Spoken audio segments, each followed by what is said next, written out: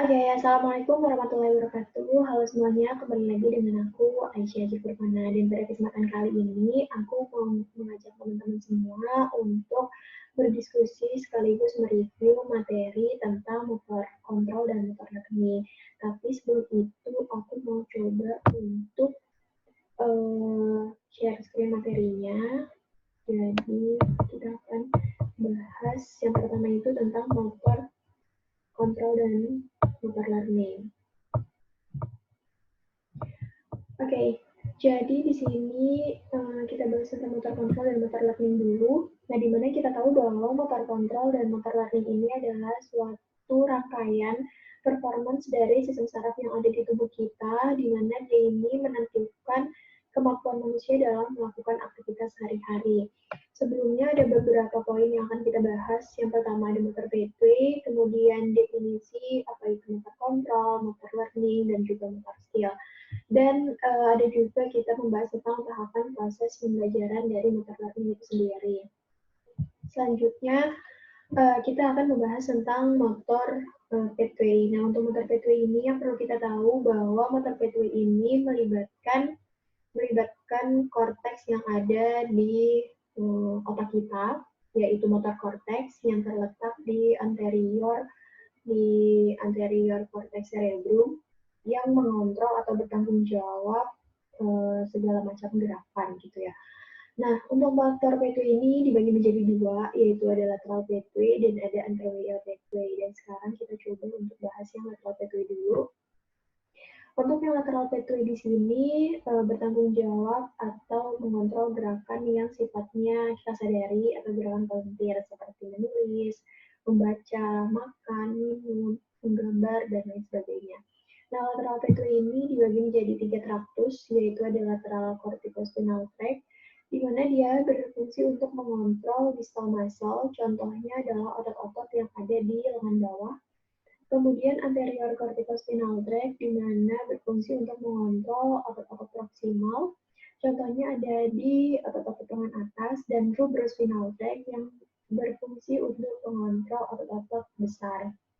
Nah, selanjutnya itu ada anteromedial pathway. Nah, bedanya dengan lateral pathway, anteromedial pathway ini bertanggung jawab atas gerakan-gerakan yang involunteer atau yang tidak kita sadari, seperti mengeripkan mata atau refleks-refleks yang ada di tubuh kita. Sama terdiri dari 3 traktus, yaitu vestibulospinal tract, di mana mengontrol keseimbangan kepala, reticulospinal tract mengontrol keseimbangan postur dan tubuh, kemudian tectospinal tract yang bertugas untuk mengontrol respon orientasi dan juga pendengaran. Selanjutnya, sekarang kita akan bahas tentang jalur dari motor pathway ini. Yang kita tahu, motor pathway ini melewati corticospinal tract, dan motor pathway ini dibagi menjadi dua, ada pyramidal tract dan ada juga extrapyramidal tract, dan kali ini kita akan bahas tentang yang pyramidal tract. Nah, pyramidal tract ini memiliki dua komponen, yaitu corticospinalis dan juga corticonuklearis atau corticobulbaris. Dan kita akan bahas coba untuk yang corticospinalis.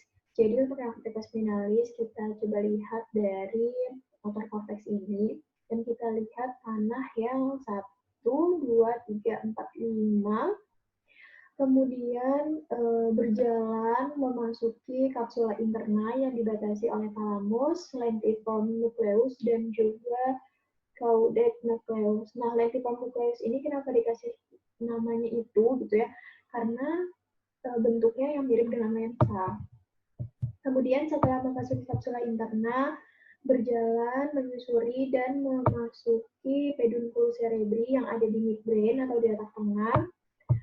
Kemudian lanjut menyusuri pons, kemudian masuk ke piramid medula, dan di akhir medula, corticospinal ini menyilang ke sisi kontralateral, dan yang menyilang ini disebut dengan lateral corticospinal tract, sedangkan yang tidak menyilang ini disebut dengan anterior corticospinal tract. Kemudian lanjut sampai ke efektor. Nah, untuk corticobulbaris atau corticonuklearis ini, kita lihat panah yang 1, 2, 3 Awalan sama masuk ke kapsula interna, kemudian terus menyusuri masuk ke pedunculus cerebri, kemudian dipons dan ke medula.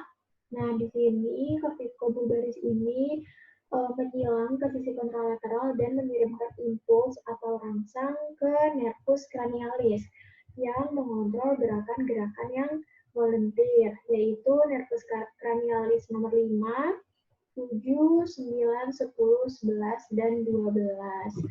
Jadi, bisa disimpulkan bahwa untuk yang corticospinalis, mengirimkan impuls dari korteks ke anggota gerak atau ke bagian bawah tubuh. Sedangkan untuk corticobulbaris dari korteks ke saraf kranial. Seperti itu. Nah, di mana motor P2 itu adalah serangkaian proses yang terjadi di dalam motor kontrol dan motor learning. Yang kita tahu motor kontrol itu kan proses penyesuaian atau penyelarasan gerakan yang ada di tubuh kita. Sedangkan motor learning ini sesuai dengan namanya, motor yang artinya gerak, learning yang artinya belajar, jadi motor learning adalah belajar gerak, atau yang kita tahu bahwa suatu proses sistematis kognitif tentang gerak yang kemudian diaplikasikan dalam psikomotor, mulai dari gerak yang sederhana hingga ke kompleks. Tapi menurut Majul tahun 2011, motor kontrol ini adalah cara bagaimana sistem neuromuskular mengaktifasi dan mengkoordinasikan otot dan anggota gerak yang terlibat dalam kinerja dari sebuah keterampilan.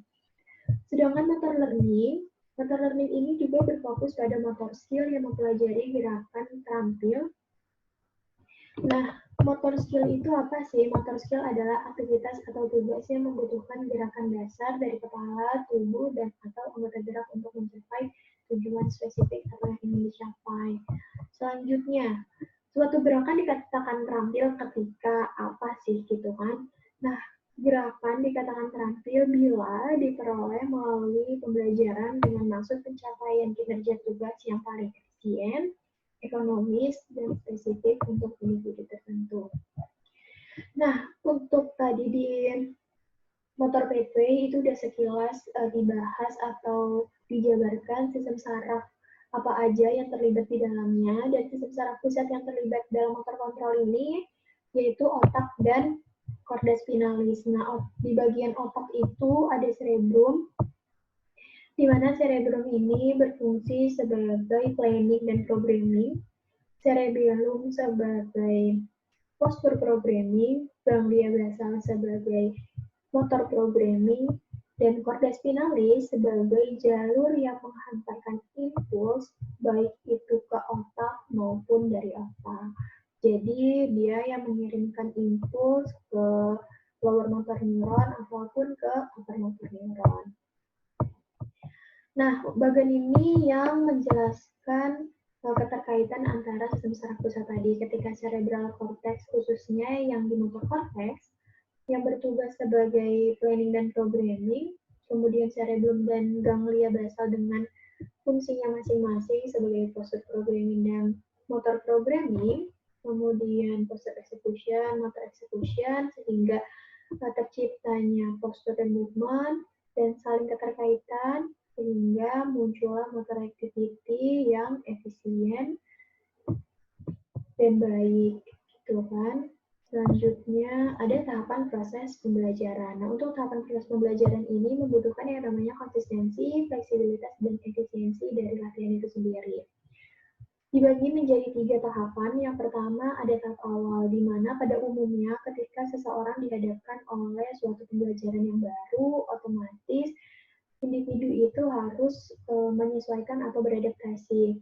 Sehingga wajar kalau misalnya kinerjanya ini masih lambat atau gerakannya tidak beraturan dan belum konsisten dalam melakukan latihan itu.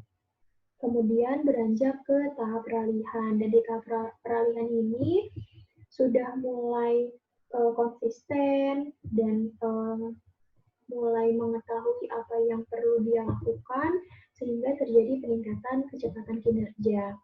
Dan sampai di stadium lanjut ketika individu itu sudah terampil sehingga semuanya sudah serba terotomatisasi dan juga konsisten. Nah, PIP juga mengelompokkan menjadi 3 stage, yaitu ada early, intermediate, dan juga middle. Nah, untuk yang early, di mana individu ini masih mengeksplor, dia masih mencari-cari gimana untuk menciptakan atau memulai gerakan itu. Dan konsentrasinya juga masih sangat tinggi ya, dan belum konsisten. Dan ke intermediate, di mana individu menggunakan informasi kesalahan untuk menyesuaikan gerakan selanjutnya. Jadi ketika di tahap pertama mungkin di awal-awal masih salah, dan di tahap selanjutnya ini dia menggunakan kesalahan itu sebagai koreksi untuk diminimalkan atau bahkan dihindari, sehingga kinerjanya menjadi lebih konsisten. Kemudian untuk di tahap akhir ini kualitas gerakan menjadi lebih penting dan kinerja menjadi lebih konsisten. Oke, sekian dari saya. Semoga bermanfaat. Terima kasih.